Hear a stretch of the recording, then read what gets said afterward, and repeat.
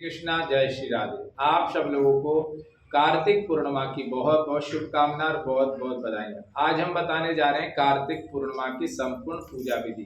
किस प्रकार हमको कार्तिक पूर्णिमा के दिन पूजा करनी चाहिए, किस प्रकार हमको व्रत करना चाहिए और किस प्रकार करना चाहिए दान, ताकि हमारी कामना, हमारे कार्य संपूर्ण हो। तो जानेंगे संपूर्ण पूजा विधि। हमारे शास्त्रों में लिखा है, जब हम कोई भी व्रत करते हैं तो हमको सर्वप्रथम सूर्य उदय होने से पहले उठना होता है। तो आप सर्वप्रथम सूर्य उदय होने से पहले उठें और उठने के बाद हमको स्नान करना होता है। तो कार्तिक के महीने में गंगा स्नान का बड़ा ही महत्व है और विशेष के कार्तिक पूर्णिमा के दिन स्नान, दान और पूजा का विशेष महत्व है। तो आप सूर्य उदय होने से पहले उठ जाएं और उठने के बाद स्नान करें। आप गंगा स्नान नहीं जा रहे हो करने तो आप अपने घर में ही जिस जल से आपने स्नान करना उस जल में आप गंगा जल अवश्य मिला लें और उस जल से ही आपने स्नान करना है। और स्नान करने के बाद आपने गंगा का नाम भी लेना है और इस प्रकार आपने स्नान करना है। और स्नान करने के बाद आप शुद्ध वस्त्र पहने, उसके बाद आपने अपने पूजा स्थल पर आना है।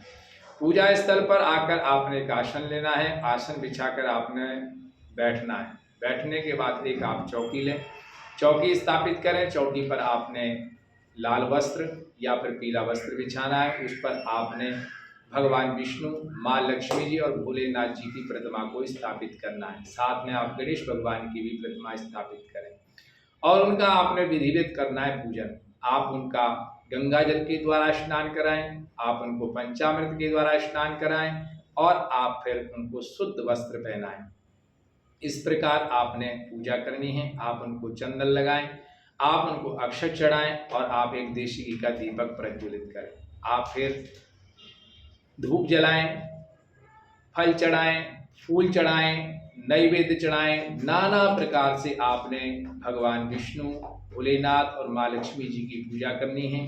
अपने जीवन की मंगल कामनाएं करनी है और आप इसी वक्त आप अपने व्रत का संकल्प ले लेना है। अपने नाम के द्वारा, गोत्र के द्वारा आप संकल्प लें और भगवान के चरणों में अपने जीवन की मंगल कामनाएं करें। अपने परिवार की मंगल कामनाएं आपने करनी है और आपने व्रत कथा भी सुननी है। आप व्रत कथा श्रवण करें और उसके बाद भगवान की आप आरती करें और आरती करने के बाद आप मंत्र पुष्पांजलि करें, क्षमा याचना करें और भगवान के बीज मंत्रों का आपने जाप करना है। आपके मंत्र अगर आते हैं तो आप मंत्र का जाप करें और आपका कोई भी प्रार्थना, कोई भी भाव आता है तो आप भगवान के चरणों में बैठ के उस भावों को समर्पित करें।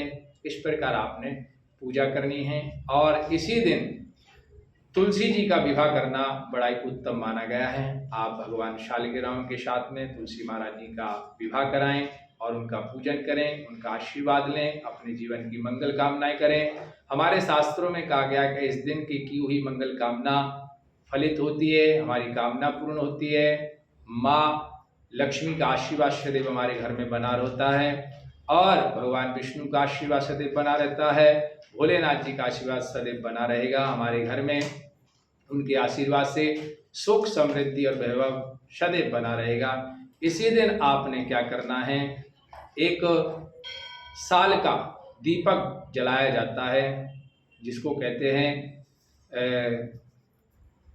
365 बत्ती का।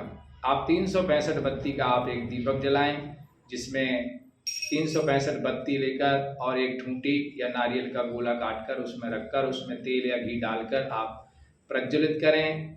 ये जो दीपक है आपने तुलसी महारानी के पास में जलाना है और मंगल कामनाएं करनी है। कहते हैं 365 दिन के दीपक को जलाने से हमारे पूरे साल की पूजा स्वीकार हो जाती है। तो आप इस प्रकार व्रत करें, इस प्रकार आप पूजन करें, इस प्रकार आपने दान करना है। ब्राह्मण देवता को आप दान राशि समर्पित करें, उनके लिए आप वस्त्र निकालें, आप उनके लिए अन्न निकालें और गौ माता के लिए भी आप दान दक्षिणा निकालें और उनके लिए अन्न का दान करें और दीन दुखियों के लिए भी आपने कुछ दान सामग्री निकालनी है। इस प्रकार आपने दान करना है।